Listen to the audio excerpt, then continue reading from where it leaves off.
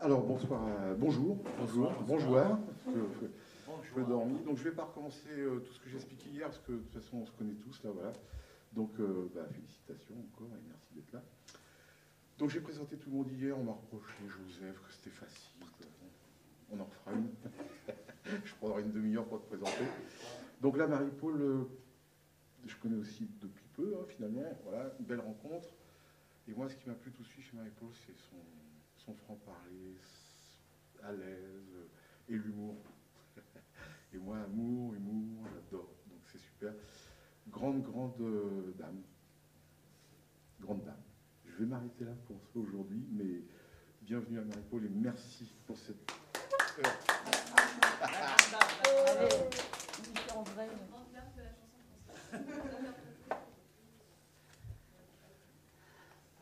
Bonjour.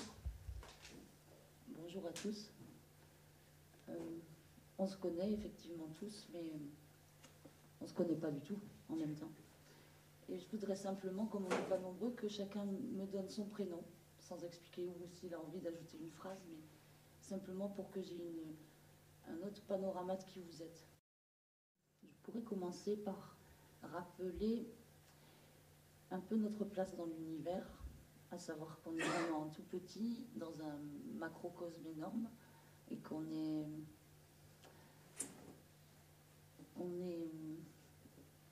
on n'a aucune idée réelle, on n'a aucune possibilité d'avoir la moindre perception réelle de la totalité de l'univers. Et tout ça pour dire qu'on sait en même temps très peu de choses de ce qui nous fait vivre, de ce qui nous anime, et en même temps on sait des tas de choses, on a la tête pleine, mais c'est dérisoire et c'est rien du tout par rapport à tout ce qu'on pourrait connaître ou vivre.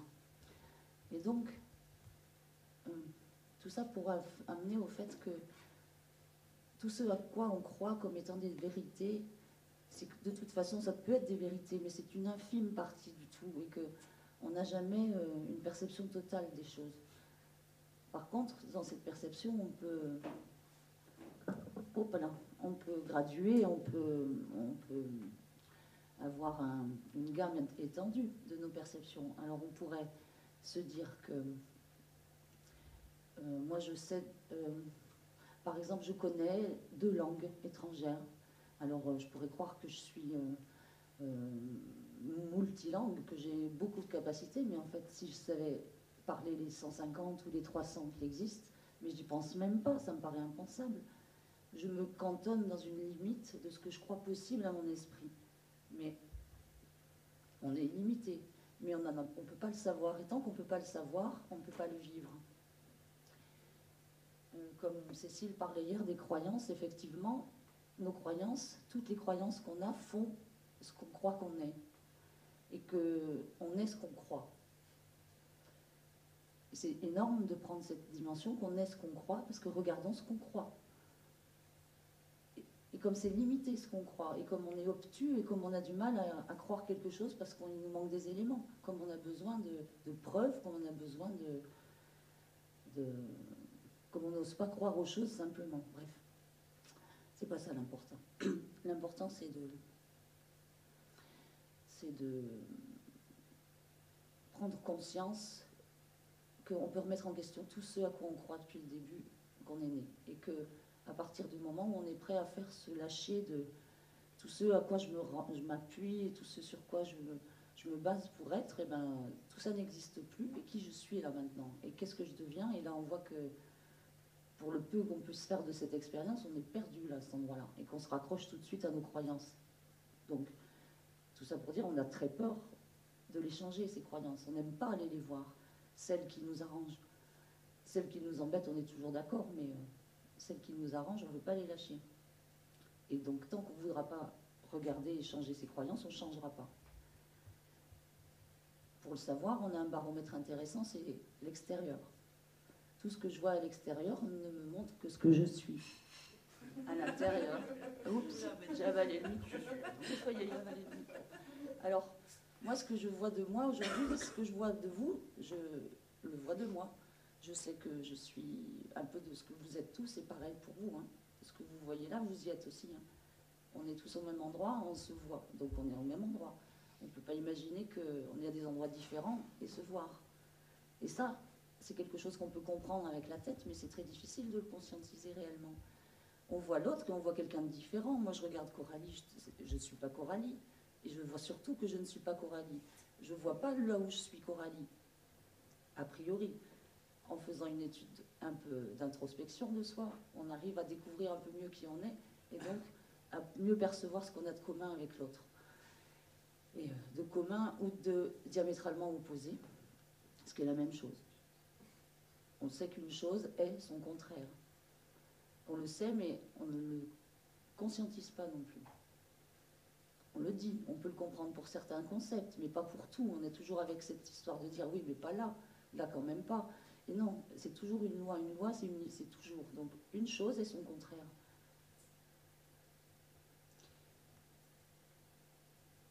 Par exemple,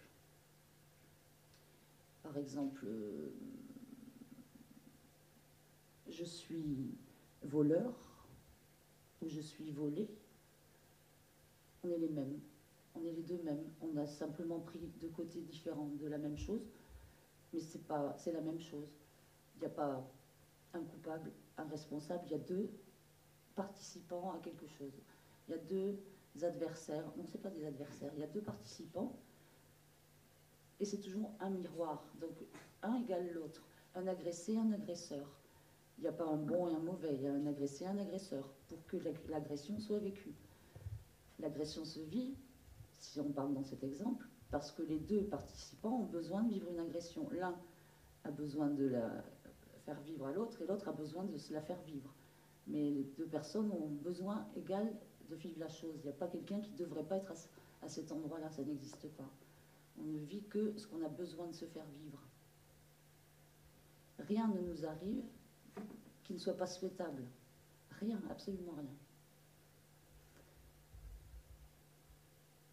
L'endroit qui est douloureux, c'est tout l'endroit où on n'accepte pas cet état de choses, cet état de fait. On se dit, oui, là, ça me va bien, les choses, elles roulent pour moi, ça me va, mais là, je suis pas d'accord. Non, je veux pas ça. Ça m'intéresse pas. Moi, je veux pas que mon patron me parle comme ça.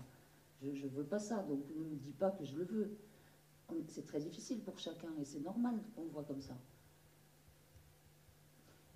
Pour accepter ça, il faut comprendre quelle est la partie de moi qui le veut. Puisque ma partie consciente dit non, je ne le veux pas. Il y a bien une partie qui le veut, puisque je le vis. Alors c'est donc quelque chose d'inconscient, pas encore venu à ma conscience.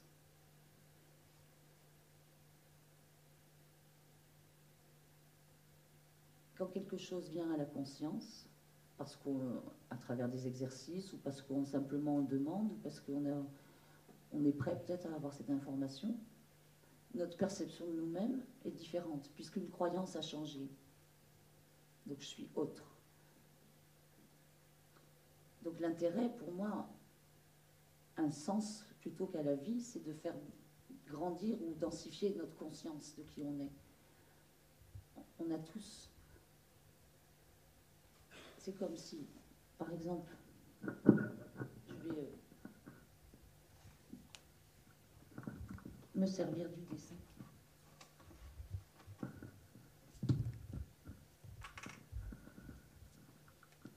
C'est très simple. Alors, on connaît tous ça. L'iceberg.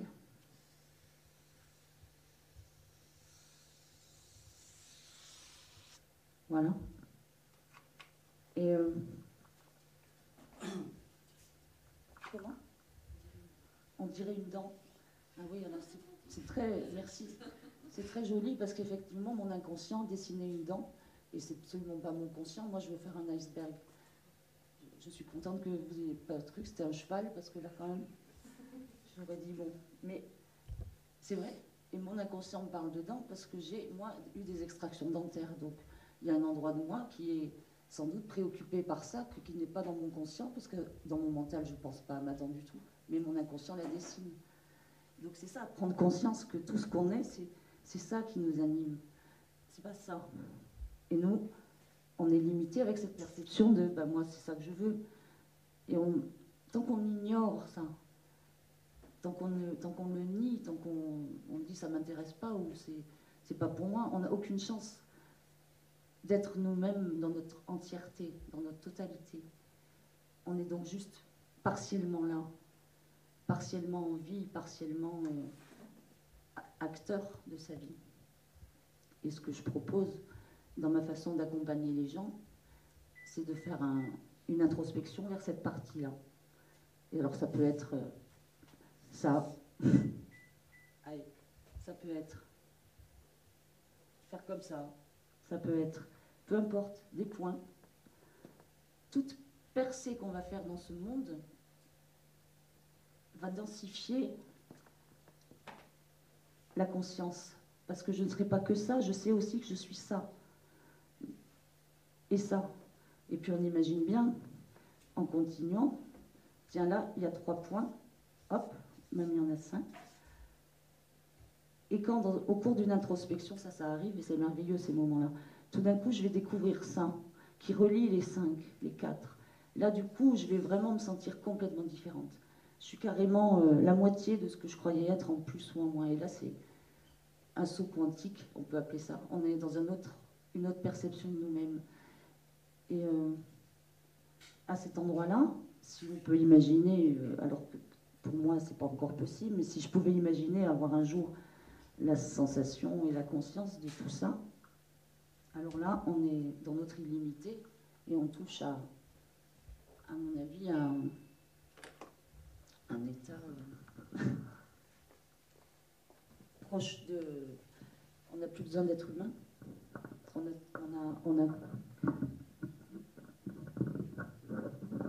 Allez, voilà, comme ça va. On a terminé l'expérience de la Terre et de l'humanité. Et je pense qu'on est un peu sur la Terre pour faire cette expérience de qui on est. Et que si on continue à traverser sa vie avec des œillères ou avec des barrières qui nous empêchent de le regarder, ben, on va revenir, hein, et encore, jusqu'à ce qu'on arrive à prendre cette dimension qu'on est réellement. Sur cette idée d'aller faire une introspection vers le reste, vous imaginez bien que c'est illimité, qu'on peut aller dans tous les domaines. Et on note aussi que plus on s'approche, plus on connaît quelque chose, plus on l'approfondit, plus on se rend compte qu'on ne sait rien. En fait, c'est un phénomène bien difficile à vivre, c'est que on a des fois on a l'impression qu'on va pouvoir savoir des tas de choses, et qu'enfin on sera savant, et qu'enfin on saura être maître de sa vie. Et réellement, plus on en sait, plus on voit qu'on ne saura jamais tout. Donc il y a une espèce de vertige qui prend, de se dire, mais ça ne s'arrêtera jamais. Et c'est exponentiel. Et plus on sait de choses, plus on sait qu'il y a tellement de domaines qui existent. Moi, je trouve que c'est... ça m'a donné le vertige à une époque. Je me sens un peu plus calme avec ça, mais quand même. Oui. Par rapport au fait qu'on commence à prendre de plus en plus conscience des choses, Oui. on s'aperçoit qu'en fait on comprend qu'on ne connaissait pas grand-chose, qu'on voit qu'il y a de plus en plus de choses à faire. Oui. Mais en même temps, peut-être qu'il n'y a pas aussi moins de choses finalement dans la tête. Oui, en même temps. Qui nous embarrassait, parce qu'en fait on dit qu'on ne pense pas en conscience à l'important, mais donc tout est là.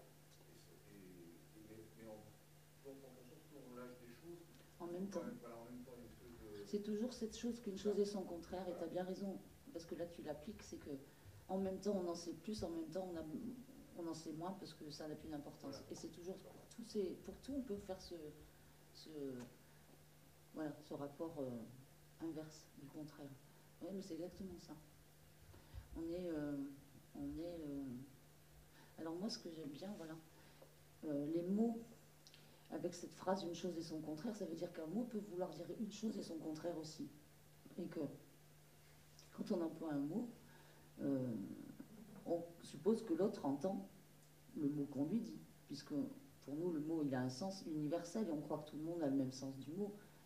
Et ce qui est loin d'être le cas, puisque comme disait Cécile hier, on a tous une histoire qui nous est personnelle, qui nous est propre, et tous ces mondes qui se côtoient sont très différents, mais on n'a pas cette conscience, donc on croit que l'autre est dans le même monde que moi et qui comprend le mot comme je l'emploie. C'est faramineux qu'on arrive à se comprendre. Vous imaginez qu'on arrive à communiquer avec des mots qui n'ont jamais le même sens pour les uns et pour les autres? Parfois ça dérape. Hein. Parfois ça peut monter en disant mais j'ai pas dit ça, et si t'as dit ça? Et non, j'ai pas dit ça, et si t'as dit ça? Et ça peut durer longtemps. Et chacun a raison. On a toujours raison. On se trompe jamais. On dit toujours un mot qui est vrai pour soi. Alors comment on fait pour communiquer? Vraiment, comment on fait? Ben, moi je trouve que d'ouvrir son esprit au fait que le sens du mot est déjà infini au lieu d'être restreint à un seul sens, déjà ça permet beaucoup plus de liberté et de souplesse quoi, dans la communication.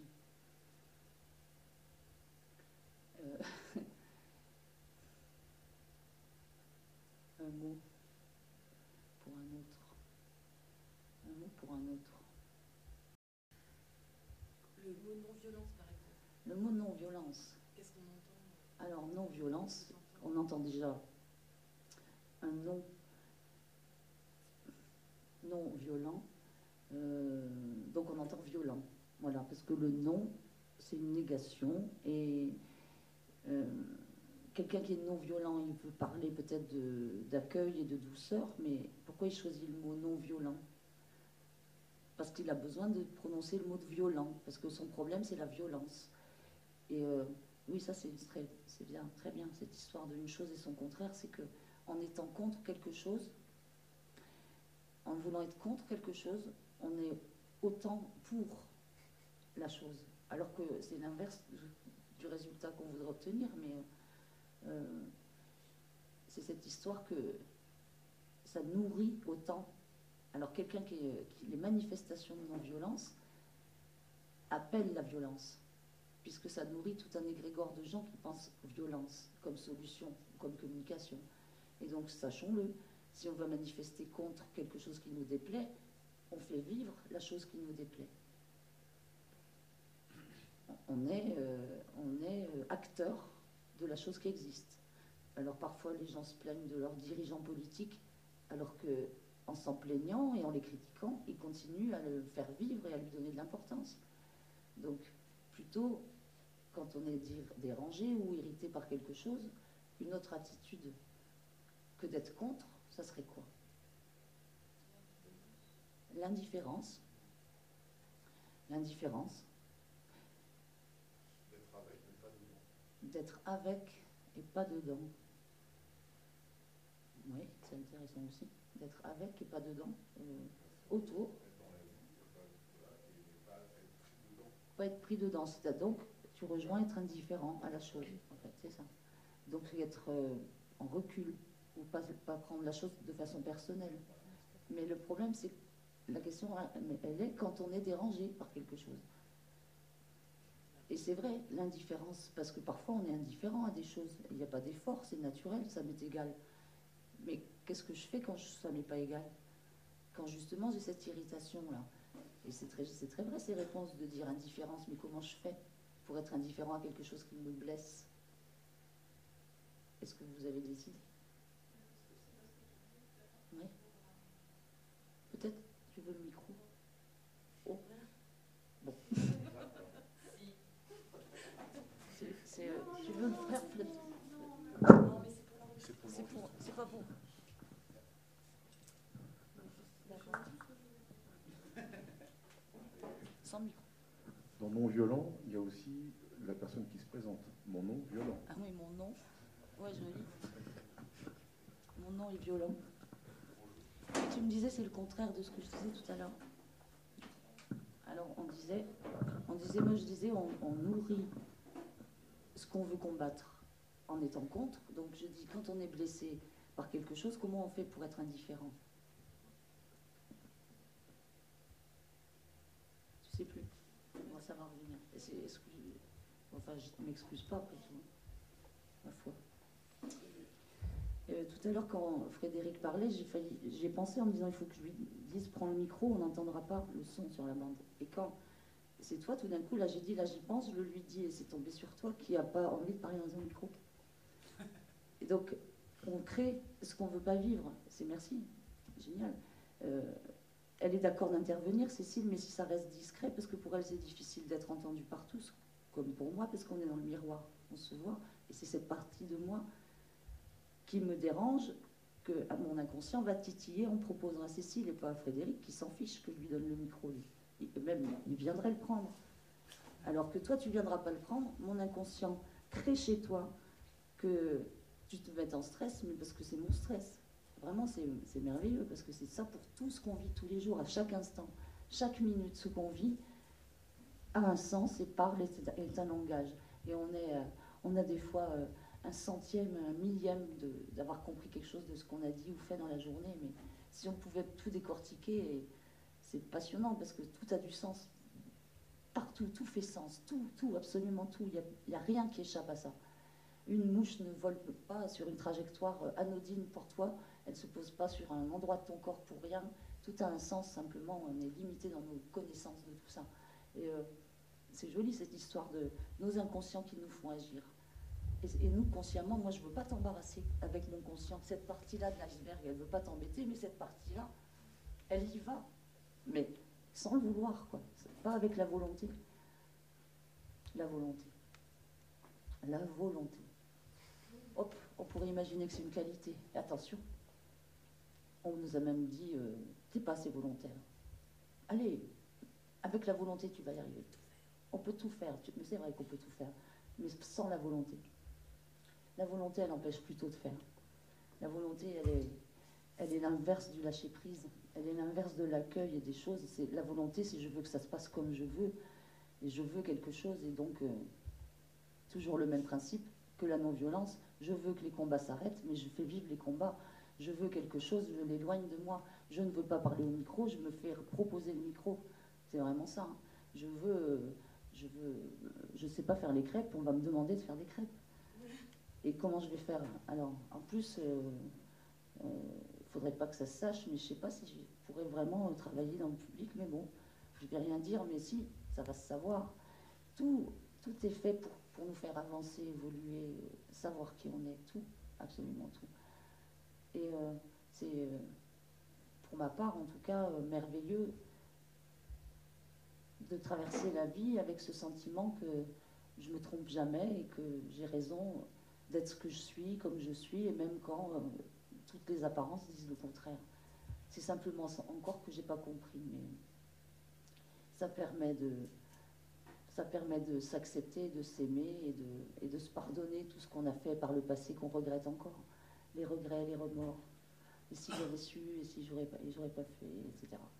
Et cette façon d'aborder la vie et les choses permet de trouver une sérénité beaucoup plus facilement à chaque instant, à chaque épreuve, quoi. Même si c'est difficile, il y a une part de soi qui sait que génial, c'est difficile. Alors en même temps c'est difficile, mais en même temps je suis en train de prendre de la densité, je suis en train de grandir, je suis en train d'être plus libre, d'être moi-même. Donc la difficulté devient progressivement quelque chose qu'on aborde avec de plus en plus de bonheur. Et je crois que c'est ça, transformer sa vie. Ce que je notais sur mon petit papillon, là, sur le fly, c'était est-ce qu'on peut vraiment transformer quelque chose? Et je crois que c'est pas ça qui compte. C'est pas transformer la chose, c'est transformer sa façon de vivre la chose. Et à ce moment-là, à la limite, il n'y a rien à transformer, puisque tout est génial et tout est bien. Il y a simplement à... Tiens, c'est reparti. Oui? À accepter. À accepter. Accepter. Accepter en aimer. Aimer ce qui m'arrive. Aimer les claques. Aimer les gadins. Aimer les blocages. Aimer... parce que c'est comme ça que je vais pouvoir être autre. Alors je trouve que ça c'est quand même une bonne nouvelle pour tous, parce qu'on n'a plus besoin de se plaindre du coup, de rien, jamais. On n'a plus besoin. On n'a pas à se plaindre, on a fait ce qu'on voulait pour nous. On n'a pas fait quelque chose de travers et on n'est pas à un endroit où on ne devrait pas être. Jamais. Non mais vous le savez, vous êtes tous d'accord. D'accord, on l'est déjà. D'accord. Et ça suffit pas d'être d'accord. C'est déjà un premier pas. Parce que si on n'est pas d'accord, là, c'est encore plus difficile. Mais d'être d'accord, voilà, ça ne met pas encore la chose en place. Alors qu'est-ce qui peut nous aider? La motivation? C'est quoi la motivation? Pour être quoi? Pourquoi je veux changer? Pourquoi je veux être mieux? Hier on parlait de ça, d'être mieux, mais peut-être c'est pas ça l'idée, c'est peut-être pas d'être mieux. L'idée c'est peut-être juste d'être conscient. Et dans ce mot de conscience, il n'y a plus de notion de bien ou de mal. Il n'y a pas c'est bien, c'est mal, c'est je suis. Point.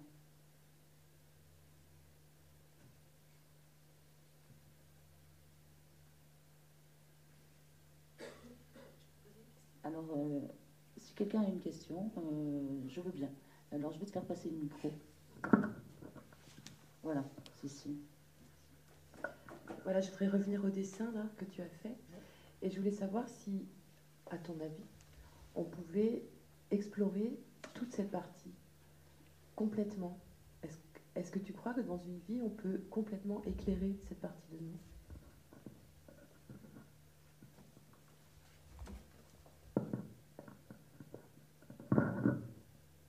Alors, j'entends bien ta question, mais j'ai deux réponses à te proposer. Oui ou non?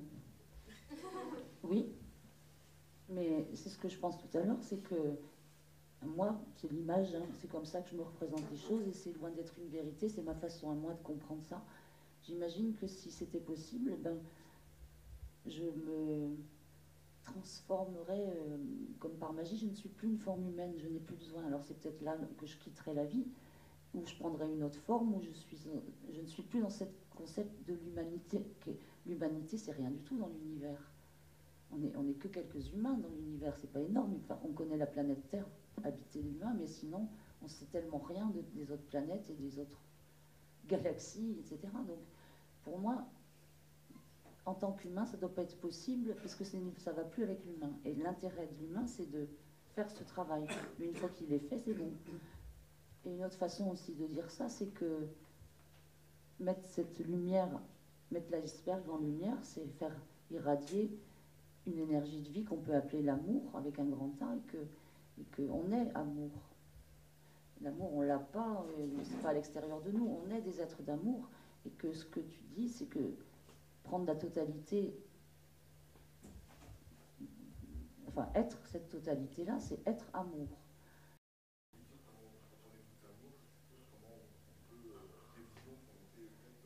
Oui. Oui, mais je sais pas. Oui, voilà, on ne sait pas. Et qu'un être humain, ça pouvait pas. Un être humain, voilà, pour moi, un être humain, c'est ça, c'est faire l'expérience de l'amour. C'est ça, merci. C'est peut-être seulement le sens de notre incarnation sur la Terre. C'est si on peut imaginer l'amour comme étant l'énergie de vie indispensable à toute forme de vie dans l'univers, à ce moment-là, et qu'on puisse imaginer qu'il y a besoin d'amour pour faire vivre ça, la Terre serait un gros laboratoire où on fabriquerait de l'amour. Et comment on fait? On ne fabrique pas de l'amour, mais on le fait être, on le révèle. Et comment on le révèle? En prenant conscience de qui on est. Et que plus les humains vont prendre conscience de qui ils sont, peut-être que dans des milliers d'années, la Terre n'existera plus, puisque cette façon de produire de l'amour, elle sera obsolète et qu'il y aura une autre façon de le faire. J'en sais rien. Mais pour moi, donc, il y a un endroit où je répondrais non, c'est pas possible, parce que sinon, ben, après, tu es un avatar, tu es Jésus, tu es Bouddha, et tu pars, quoi.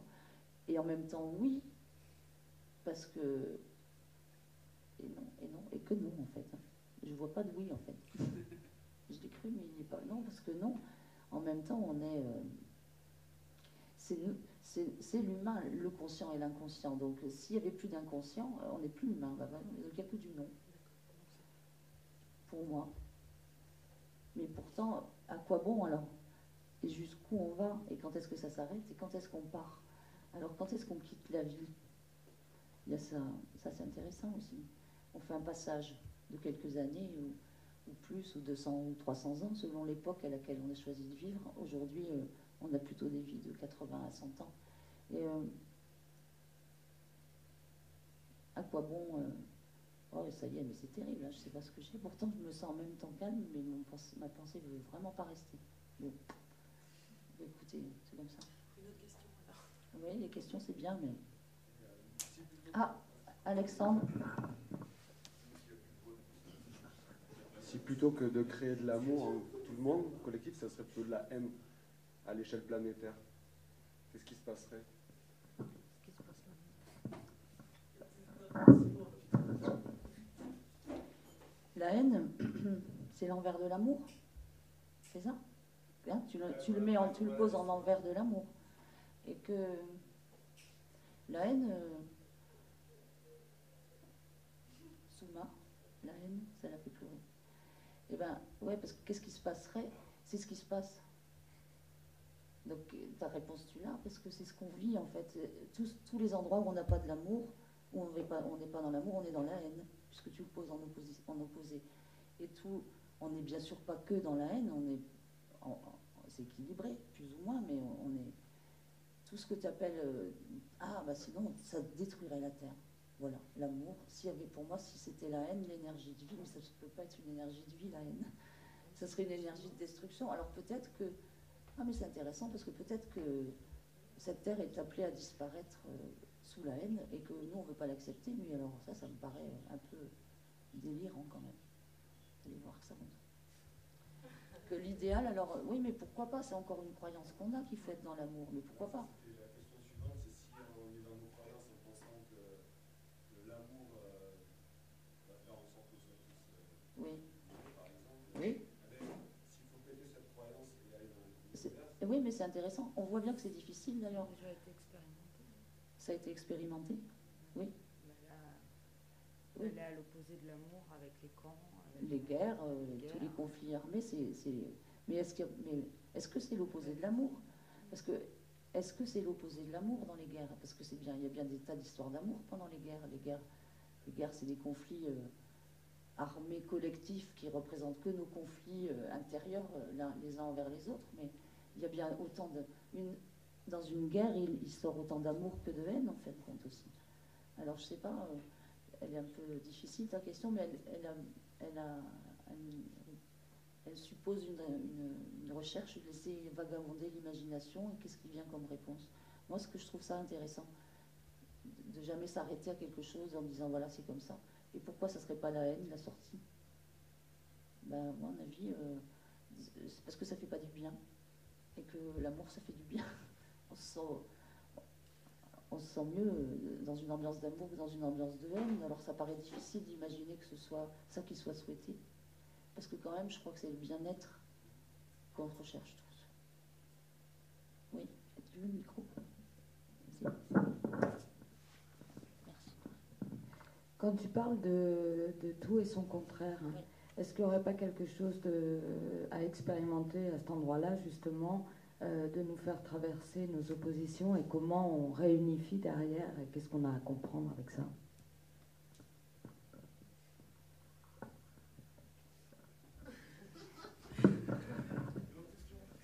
C'est pas celle-là que tu m'avais dit que tu posais. On avait dit sur... Non. Oui, c'est vrai, c'est bien. C'est vrai, oui. Moi, je réponds plus aux questions. Je crois que j'ai pas vraiment compris le sens de ta question, en fait. Vraiment, sans rien. Au début, j'ai suivi, puis à la fin, ça m'a perdu. Excuse-moi.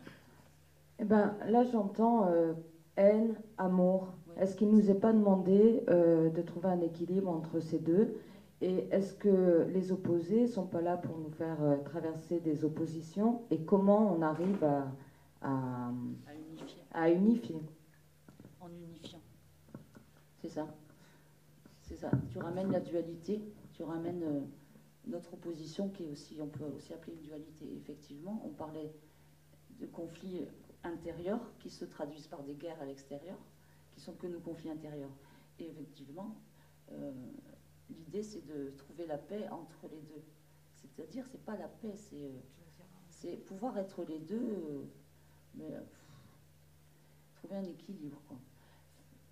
S'accepter avec ces deux parties de soi-même, effectivement. Oui. Et finalement, de réussir à être indifférent, fait que ça s'arrête par la haine ou par l'amour. Oui, c'est ça. J'ai du mal à imaginer que ça puisse, que ça se termine par la haine. Hein, toutes les histoires, souvent l'être humain ne se projette pas comme ça, en tout cas dans les histoires qu'on raconte, quand il y a justement des grandes guerres entre le bien et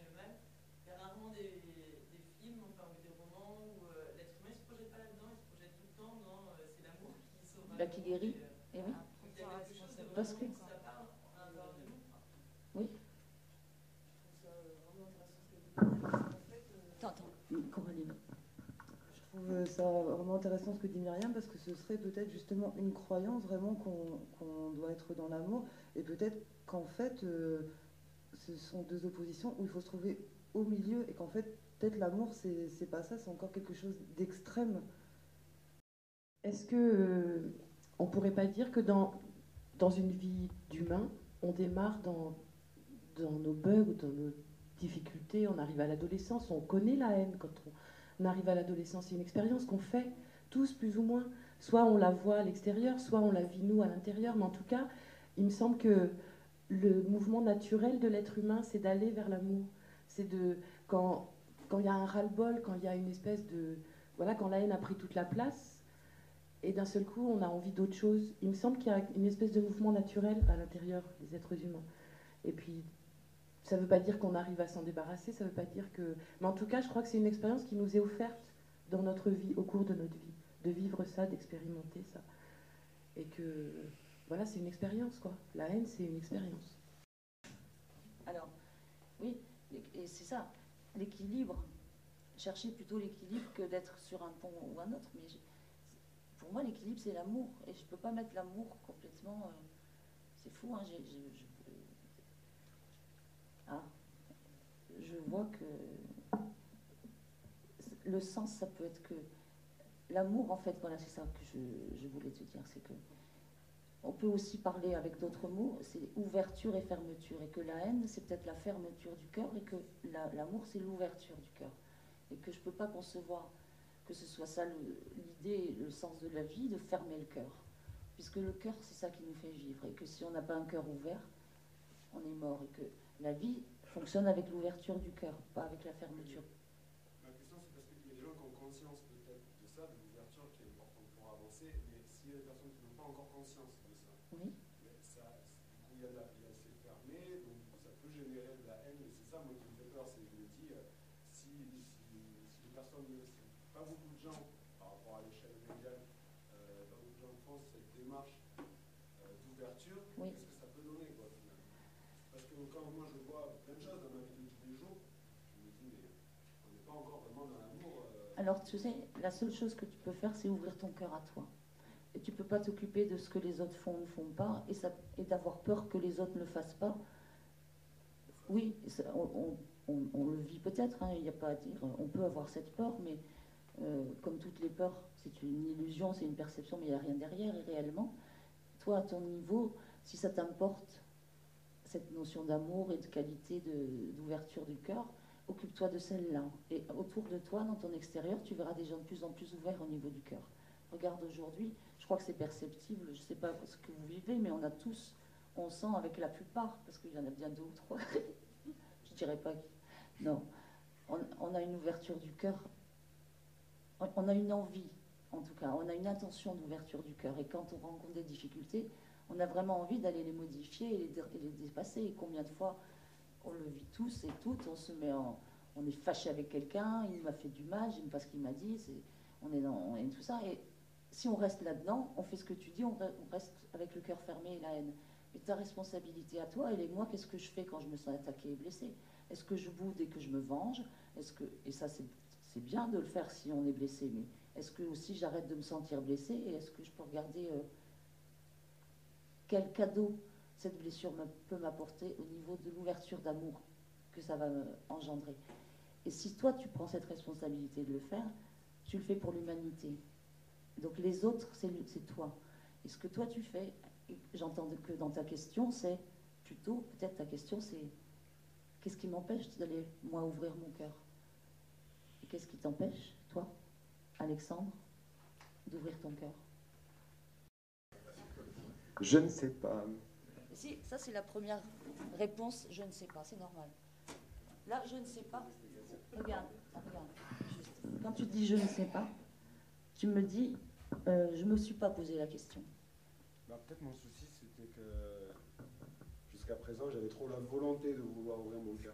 Okay. Et donc, l'autre question, c'est quel est le mot qui remplace la volonté, le mot positif, parce qu'apparemment, volonté, c'est pas bon. D'accord.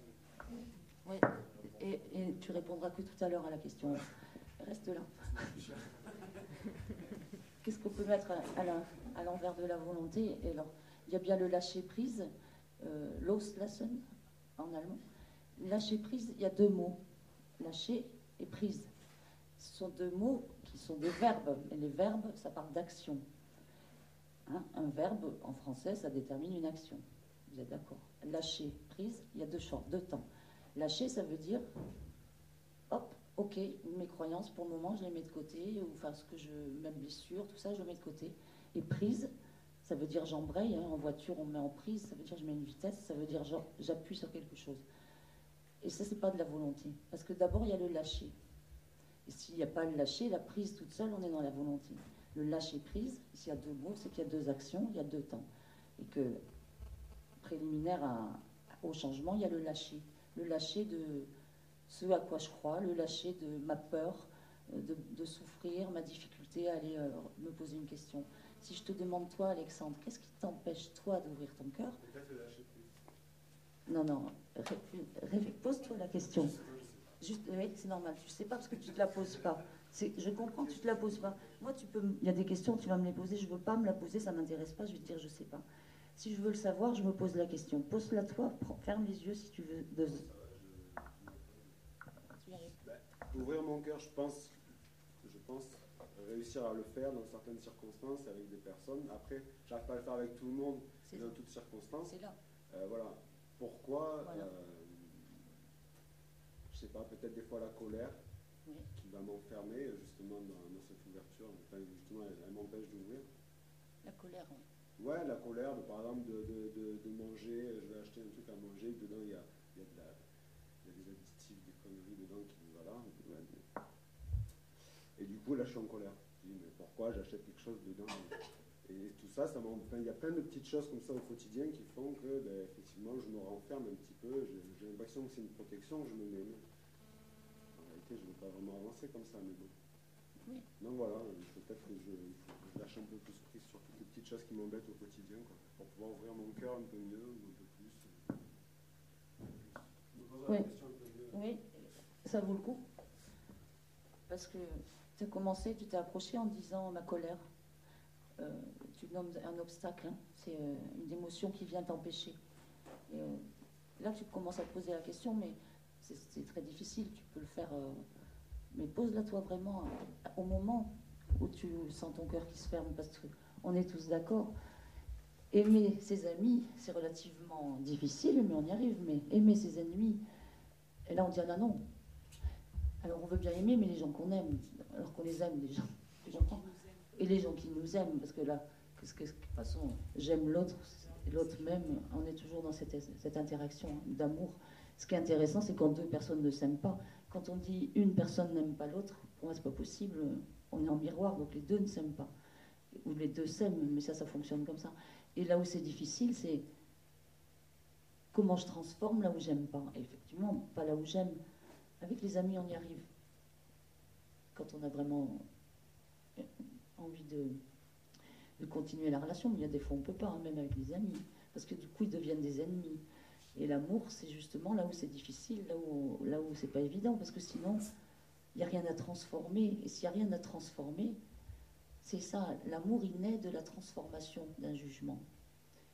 Si tu es en colère contre quelque chose, c'est que tu poses un jugement. Si tu es en colère contre les additifs dans l'alimentaire, ça veut dire que tu poses un jugement comme quoi c'est mal de consommer ça, simplement, sans aller dans le détail de pourquoi c'est mal.